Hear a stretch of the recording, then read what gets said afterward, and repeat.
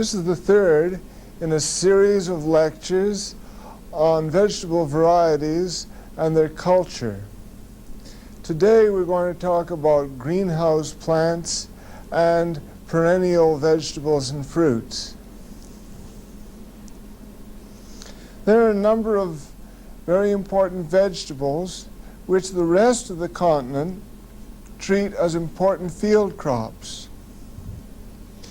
but which in many parts of Newfoundland are considered exotic because of our harsh climate and short growing season.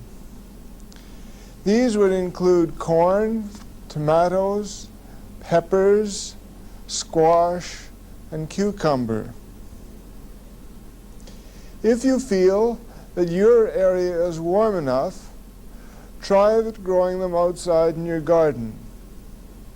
However, to be safe, or if you do live in a cold area, you certainly can succeed in growing these things in the greenhouse.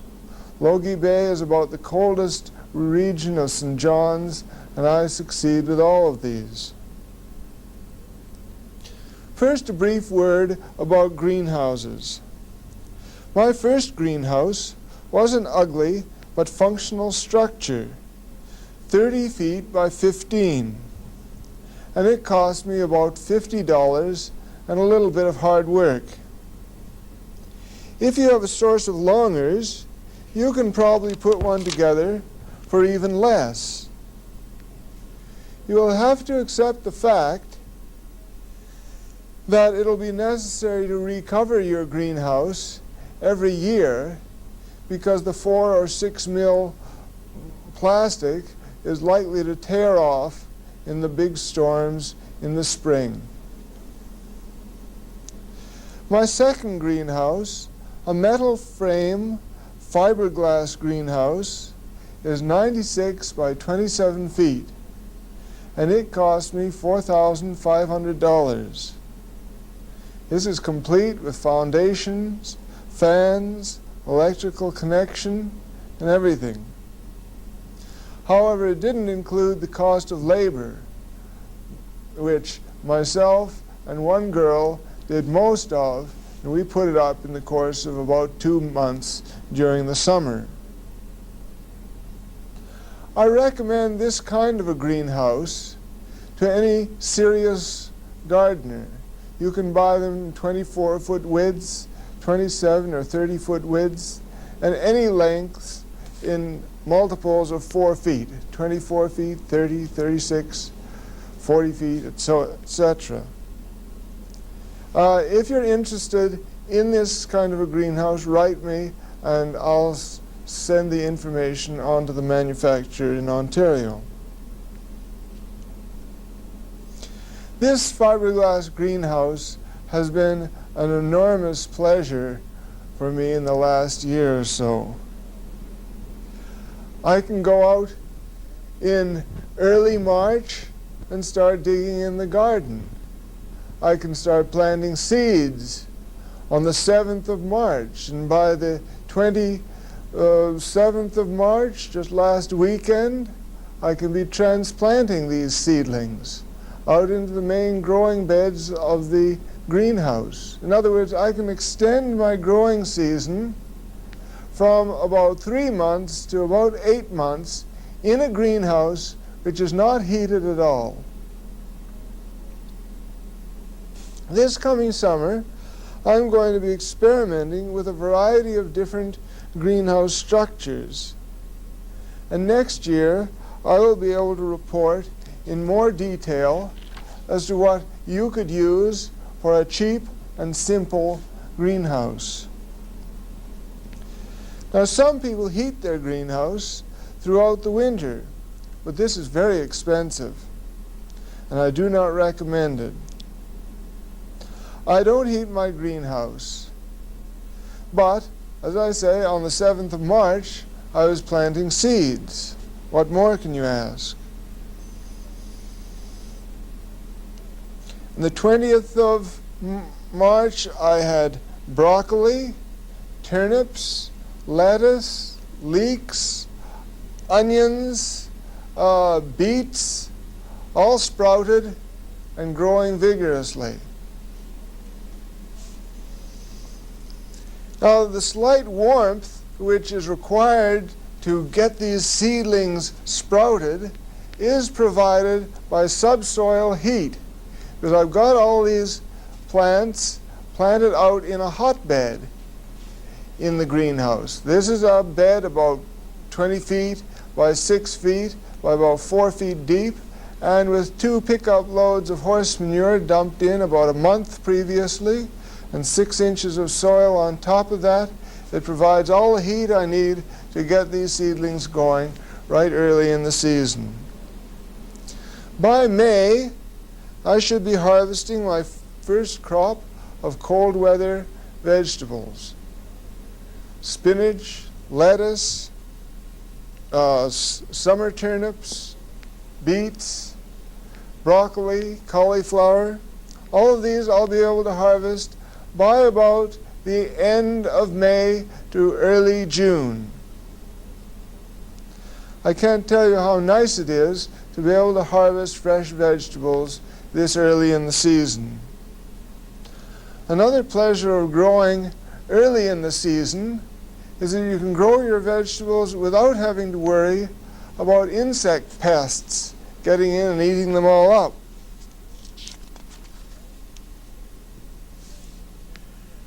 Early in the season, you have to worry about keeping your vegetables warm, but later on, after June, you're going to have to worry about your greenhouse overheating.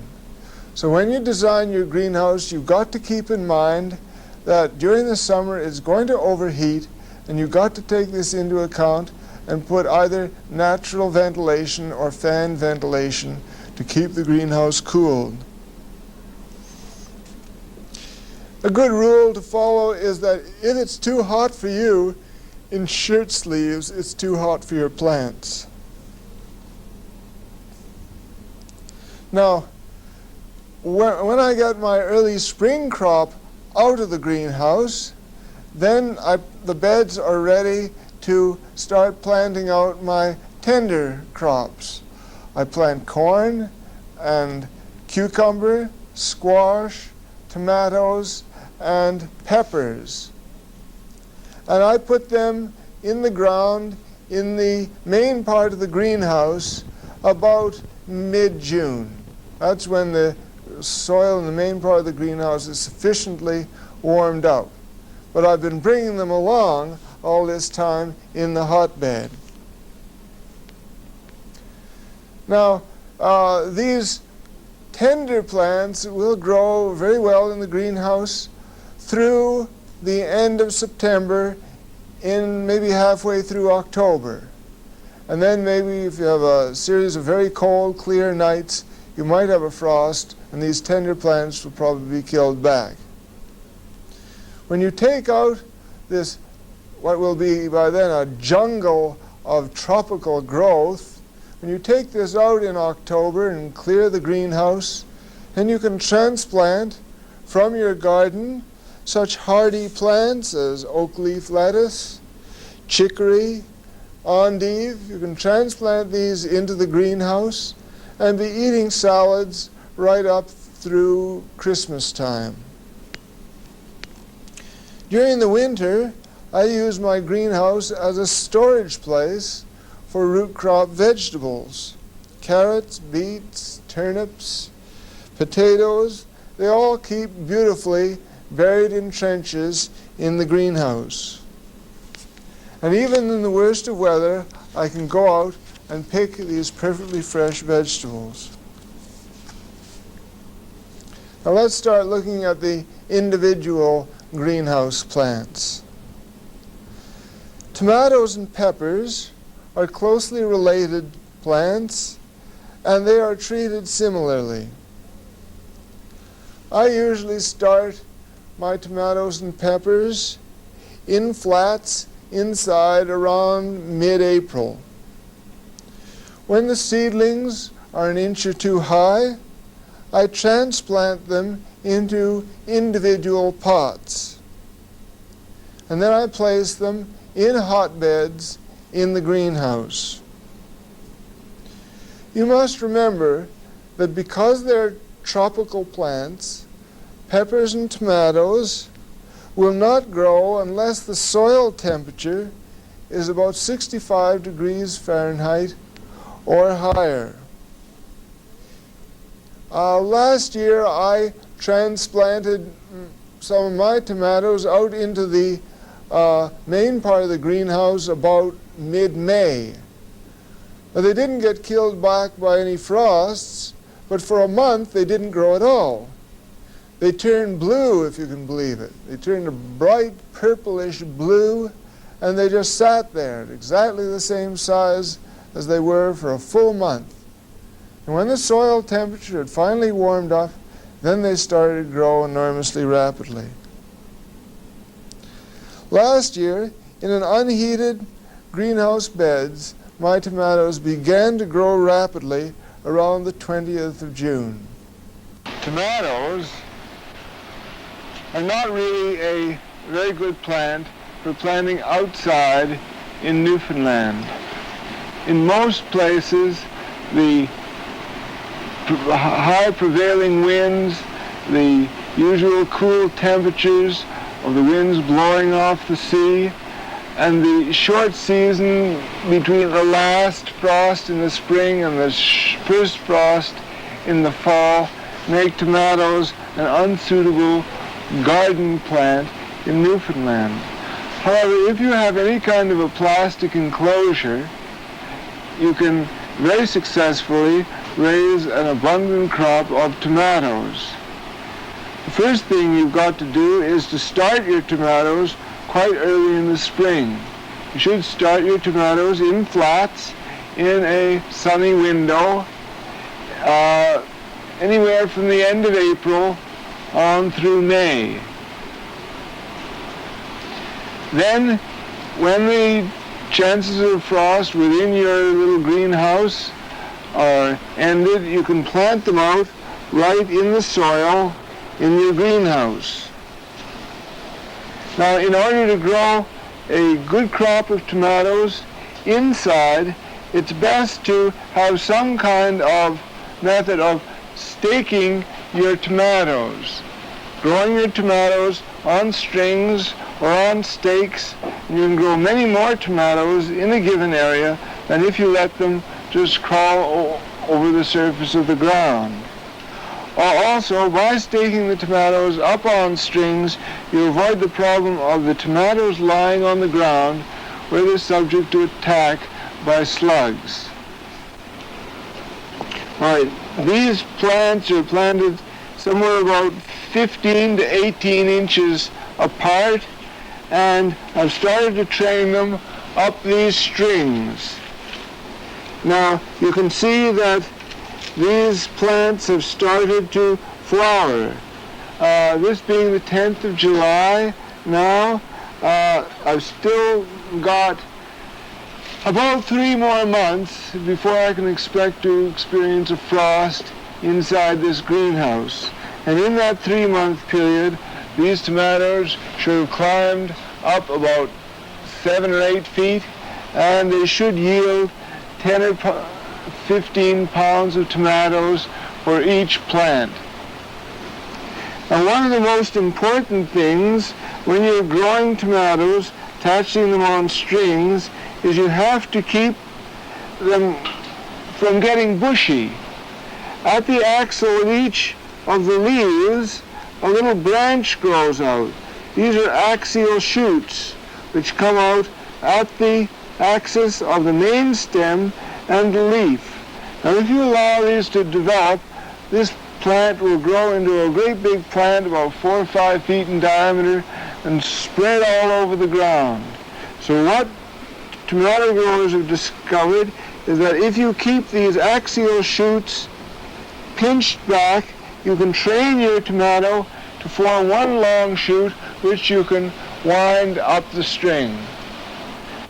Okay, here's the main stalk coming up to the leader. You want to be very careful not to pick off the leader. If you do, you'll stunt the whole plant. But you see here between this leaf and the main stalk, we have an axial shoot which you want to break off. And down here you have another axial shoot which you want to break off. And you wind this around the cord so that it goes up the cord. I'd also like to show you the flowers and a method of pollinating the flowers. Since the tomato is the fruit of the plant, it forms from the pollination of this tomato flower. It's necessary for this flower to be pollinated. So if your enclosure is completely enclosed, no insects have access to it, then the flowers may fail to pollinate. So what we would do is when we go around through the tomato, we just sort of rub the tip of the tomato with our finger, or some people use a camel hair brush, and this just transfers pollen from one flower to another and affects pollination. There are many varieties of tomatoes, but for starters in the greenhouse, I would recommend either Scotia or Vender. Last year, I grew some monstrous beefsteak tomatoes, which are extremely delicious, but they suffer from the fact that they have very deep grooves which develop into cracks right next to the stem. These go deep into the heart of the tomato and are a site where mold can start to develop. Cherry tomatoes, Tiny Tim cherry tomatoes, are very easy early tomatoes to grow, and you may like to try some of those for starters. Now, peppers grow on freestanding bushy plants. As I mentioned, they're closely related to tomatoes. I grow 3 different kinds of peppers: a sweet green pepper, a slightly hot yellow banana pepper, and a small hot red pepper. Now, the cucumbers and the squash are a closely related group of plants, and these are, of course, tropical vine plants, and they grew very well last year in my greenhouse. Cucumbers are very easy to grow in the greenhouse and will climb readily if given some kind of support. I would suggest starting these directly in the greenhouse in late May or June. A bit of subsoil heat will bring them along very rapidly.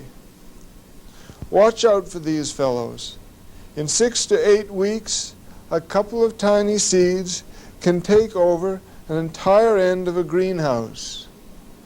Last year, I grew 2 varieties, Victory, or the standard looking cucumber, and a long English Telegraph cucumber, which has, I think, a rather nicer, sweeter flavor to it. Last year, I tried about 6 varieties of winter squash in my greenhouse. All grew enormously, but only one, butternut, that you see here, produced a good number of squash. All the rest suffered badly from bud rot.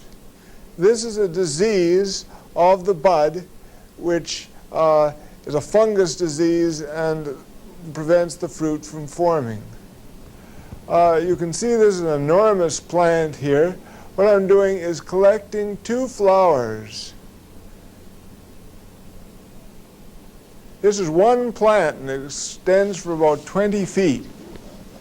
Okay, there are 2 flowers. One on the right-hand side is the female flower, and on the left-hand side is the male flower. The female flower has a great big bottom to it, and the male has no bottom at all. This is where the squash is going to form in the female flower. Now, the male carries the pollen on its stamens, and this pollen has to come in contact with the pistil, or the female parts of the female flower, in order to for the squash to start to develop and the seeds to start to develop within the squash.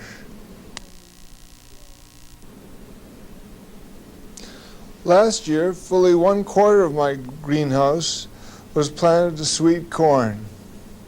For a glorious month and a half, I could pick as much corn as we wanted for our dinner table.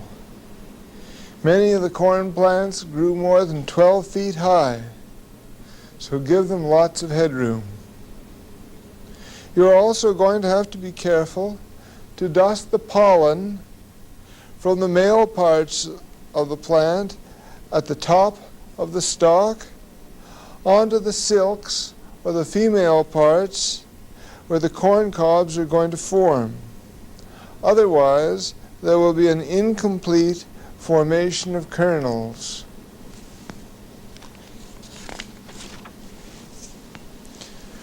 Perennial fruits and vegetables. There are quite a number of plants which persist from year to year. These are the perennials and should be placed in a permanent, separate section of your garden. Fruit trees. I've got to admit that I am comparatively ignorant about fruit tree growing in Newfoundland, primarily because I haven't had the time to gain the experience. I've expended a lot of time, a lot of effort, and a lot of my own money planting apples, cherries, pears, and plums. And so far I've harvested six cherries and 1/2 of an apple. Fruit tree growing in Newfoundland has got to be a long-term and rather chancy occupation.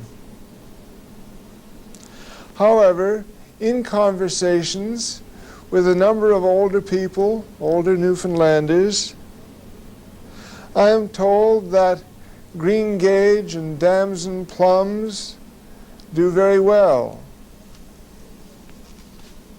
However, whenever I suggest growing fruit trees, I am warned to forget it, because fruit trees with partially ripened fruit attract little boys, like dead fish attracts flies. Then we go on to the bush fruits. These include raspberries, gooseberries, red and black currants, and elderberries, all of which are said to succeed here. Personally, I've only had success with raspberries and red currants. I have 2 red currant bushes which sit off in the corner of a field, and every spring I dump a wheelbarrow load of compost around them, and every fall I receive a quart of red currants back from them, and that's where our relationship ends. Raspberries, on the other hand, deserve and require a lot more attention. In order to produce good crops, your raspberry patch needs rather careful tending. To start raspberries, you plant cut down first-year canes early in the spring. These are canes about a foot high with a good root mass at the base. In the first year, most of the new growth arises from the roots. These will be a number of straight, unbranched canes which grow up about 4 feet high.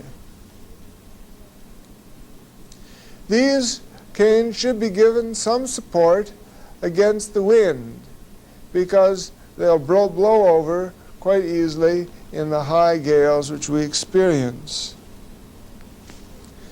You won't get any raspberries the first year. All of the raspberries form on the second year canes. So tie up your raspberry canes, your first year raspberry canes, when winter comes. Protect them from the wind and hope that they survive the winter. And in the spring, give them all some support, and the leaves and branches and flowers will arise from the first year cane, which is now, of course, the second year cane. This cane grows throughout the season, produces one crop of raspberries, and then in the fall starts to die back. That second year cane is now finished. It'll never produce any more leaves, fruit, flowers, or anything. It's dead. So in the fall, it's very important to carry out a maintenance pruning. Every year, I go through my raspberry patch and I trim back all of the second year canes that are now dead. I also go through and I trim away any spindly, small-looking first-year canes. And for each plant, I leave about 6 or 7 good-sized, heaviest first-year canes. I tie these up. I'll also cut out any canes which have arisen too far out of line of the beds.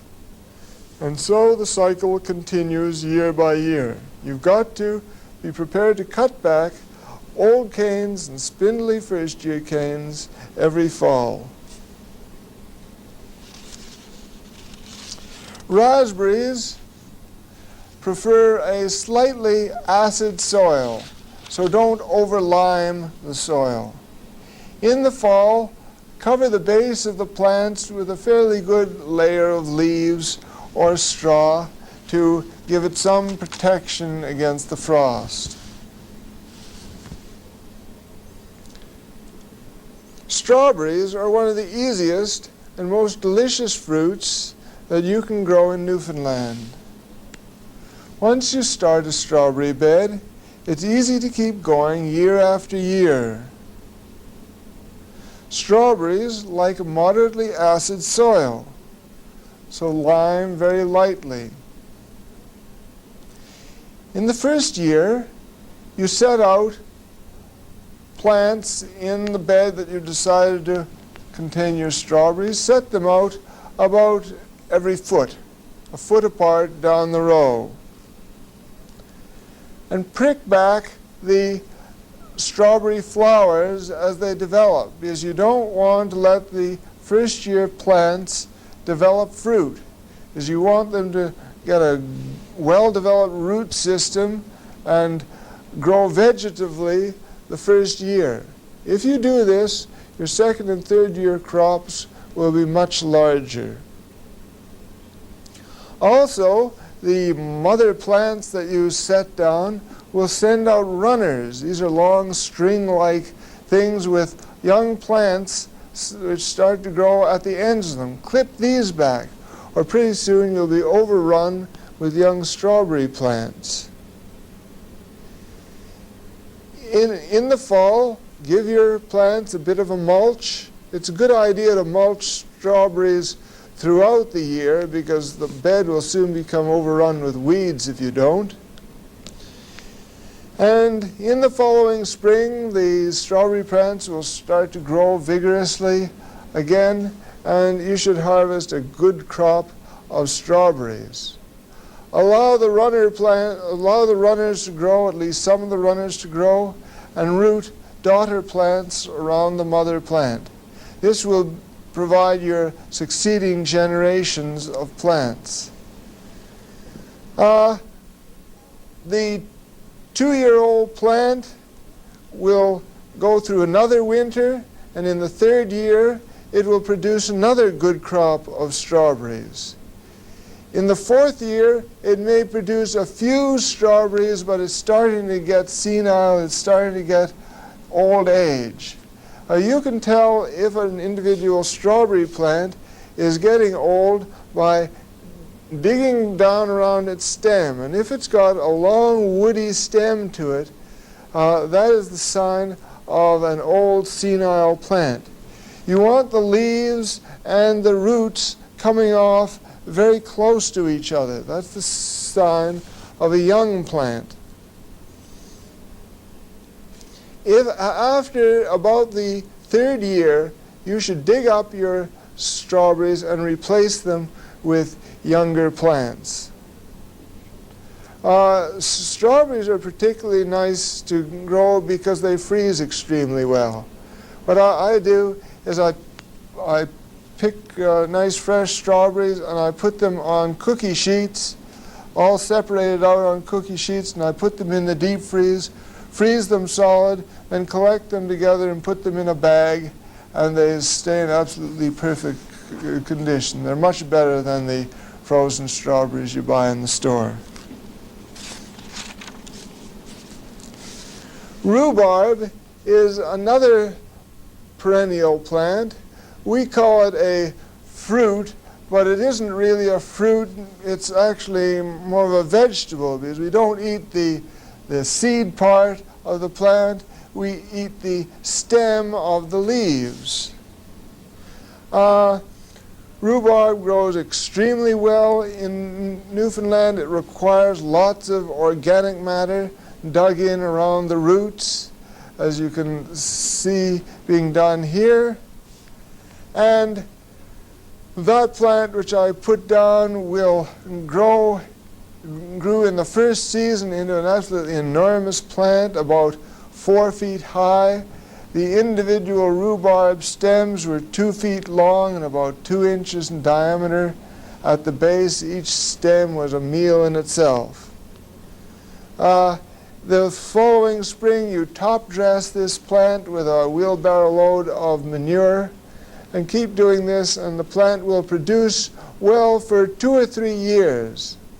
And then what happens is that there become too many growing shoots developing from this individual plant. So too many leaves attempt to grow in the same space, and the size of the individual leaves becomes reduced so that none of the leaves grow to a good size. At that time, dig up the whole plant, take a shovel and split it into a number of parts and replant these parts. In this way you increase your production of rhubarb year by year. Another thing that you'll have to watch for is to watch for the flower stem, which tends to develop in the 2nd, 3rd, and 4th years. Break this stem back, because you don't want the plant putting its energy into forming flowers and seeds. You want the plant putting its energy into forming leaves.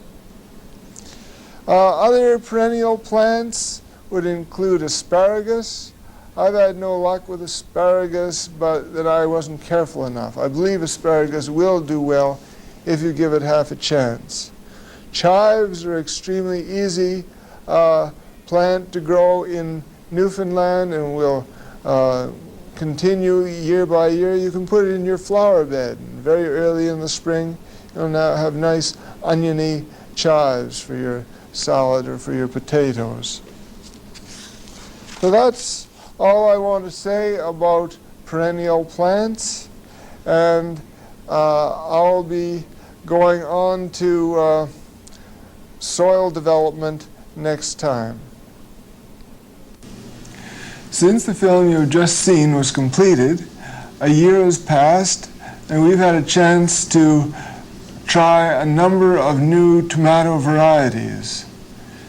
This summer, I've been experimenting with a number of different varieties of tomatoes, and I'll pass on the preliminary conclusions that I've drawn from these first experiments. This raggedy-looking bunch of tomatoes here is a variety called subarctic plenty. These were developed at the Canadian Experimental Station in Marsden, Manitoba. Now, these are awful looking tomatoes, but as you can see, they produce just incredible quantities of tomatoes. The plants look like heck, but lots and lots and lots of small, up to reasonably sized tomatoes. Just incredible numbers. Now, I planted these in the small inner greenhouse in mid-March. I planted them out here in the end of April, and I had ripe tomatoes on the vine about the 1st of August. And now it's the first week in September, and I've harvested about half of them, and they just keep coming and coming and coming. As opposed to those, I've tried some other varieties. Here's a really nice looking tomato. This is called steakless. It's got a great big heavy stem, beautiful green foliage, but look as you might, it's hard to find a tomato on it. You know, there are 2 or 3 tomatoes down there. Just lots of beautiful green foliage. Well, it's up to you. What do you want? Beautiful green foliage or lots of tomatoes? I think I'll opt for lots of tomatoes. Over here, I have another tomato, which is also extremely prolific, not quite as early, but I think if I lift this up, you'll see there's got lots of tomatoes on it. And this is another subarctic variety. This is subarctic maxi, and it's got a somewhat larger tomato. This variety is called Roma, and it's a paste tomato. It's a very heavy, meaty tomato that doesn't have a lot of juice in it, and it's good for making a paste for spaghetti sauce. I'm sure, like all these other varieties, under proper circumstances, it's very productive. But under my circumstances, I get lots of leaves, and right down the bottom, half a dozen tomatoes. Hardly worthwhile for the size of the plant. Now, all you can do is what I do. Set up your greenhouse, try a number of different varieties, and use the varieties which work best for you. Here's another steakless. Now, that's a fine size of tomato, but there are only 2 tomatoes on the whole plant. This variety here is Vender. I grew this last year, and I described how to culture it. You have to keep it in one stem. Don't let it branch all over the place. And this produces lots of big tomatoes, nice large tomatoes, and a heavy crop most of the way up the stem. But these are just starting to come into ripeness about the 8th or 9th of September. So these come in when the subarctics have started to finish up. So next year, for my particular circumstances, I'll grow subarctics for early tomatoes and Vender for late tomatoes.